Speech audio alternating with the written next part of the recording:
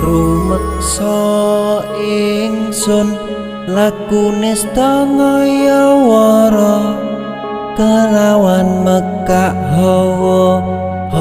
kang dur angkara senajan setan gentayangan tansah gawe rupeda hingga pupusing